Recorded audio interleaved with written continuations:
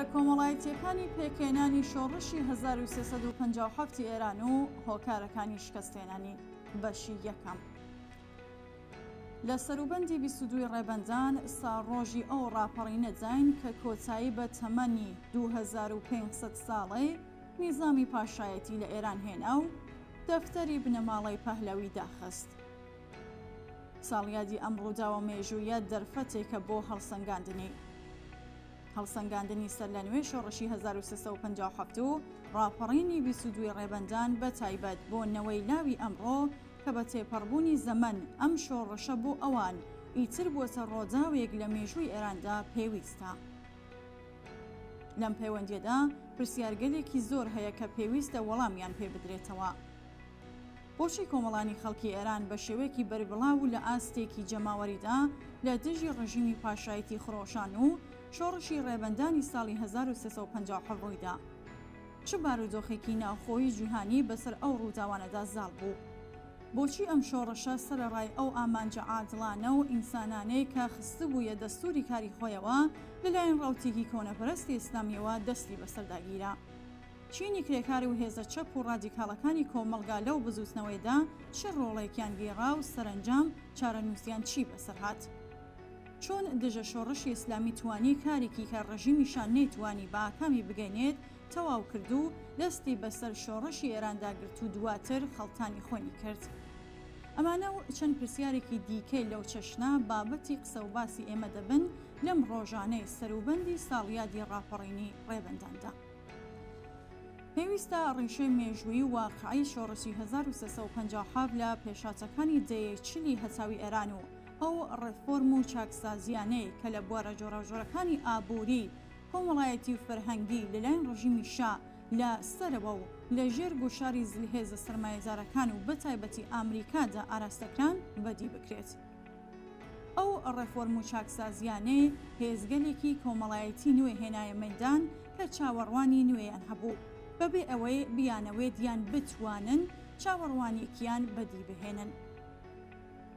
شەرعیەتی سیاسی و پێگەی کۆمەڵایەتی ڕژیمی پاشایەتی کە لەو قۆناغەدا خۆی سەرچاوەی زۆرێک لە پێشاتە ئابووری و کۆمەڵایەتی و فەرهەنگیەکان بوو، لە ڕێگەی هەمان پێشات و ئەو هێزە کۆمەڵایەتیانەوە تووشی ئاڵنگاری بوو کە بەرهەمی ئەو ئاڵوگۆڕانە بوون. چاکسازیەکانی دەیە 1340 هەم لە ڕووی پرۆسەی گەشەکردن و پەرەپێدانی هێزە بەرهەمهێنەرەکان لە ناوخۆی وڵات و هەم لە ڕووی دەستەبەرکردنی بەرژەوەندیەکانی سەرمایە جیهانی ببوون بە پێویستێکی حەتمی و بێ ئەملاو ئەولا بۆ مانایەی کە لەلایەکەوە پەیوەندی ئابووری کۆمەڵایەتیە دواکەوت و نیمچە فیۆزالیەکانی زاڵ بەسەر کۆمەڵگەی ئێراندا گەلێک پێویستی بە گۆڕانکاری بوو، بە جۆرێکە زۆر پێویستی بە داشکان و کەمبوونەوەی ناکۆکیە کۆمەڵایەتیەکان و ناچار بە گۆڕانکاری وەک ئەوەیەکە لەسەرەوە و لە چوارچێوەی چاکسازیە کۆنتڕۆڵکراوەکاندا وەڵامی وەرنەگرێتەوە. شۆڕش لە خوارەوە دەبێتە پرسێکی حەتمی لە ڕوانگەی پێشات و گۆڕانکاریە کۆمەڵایەتیەکانەوە.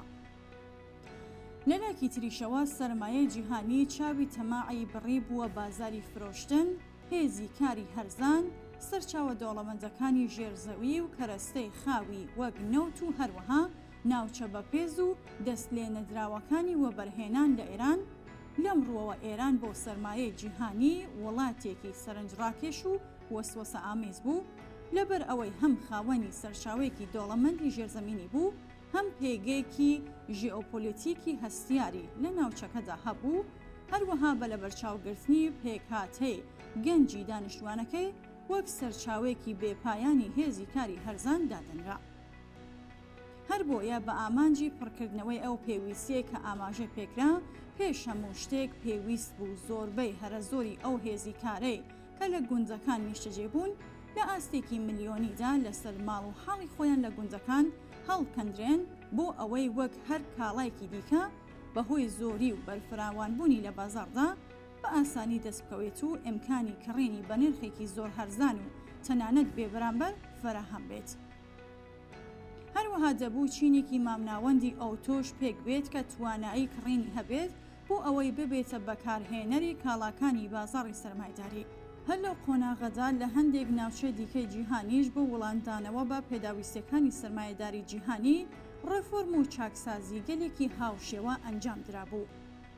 ڕژیمی شا کە قەیرانی سیاسی دەیەسی هەساوی تێپەڕکرد بوو، متمانە بەخۆبوونی پێویستی بە تایبەتی دوای سەفەری شا بۆ ئەمریکا و پاڵپشتی کێندی بەدەستهێنا بۆ ئەوەی بە هاوکاری ڕاوێژکارە ئەمریکیەکانی بەم ئاراستەیەدا هەنگاو بنێت.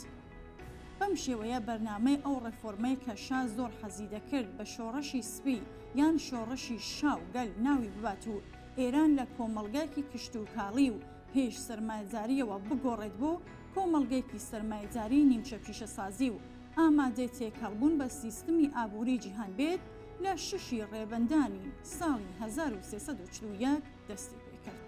بەڵێ بینەرانی خۆشەویست، ئەوەی کە پێشکەشتان کرا بەشی یەکەمی مەجموعە وتەی ڕۆژێک بوو لە ژێر ناونیشانی بوارە کۆمەڵایەتیەکانی پێکهاتنی شۆڕشی 1357 ئێران و هۆکارەکانی شکستێنانی کە لە ڕۆژانی داهاتوودا بەشەکانی تری پێشکەشتان دەکرێت.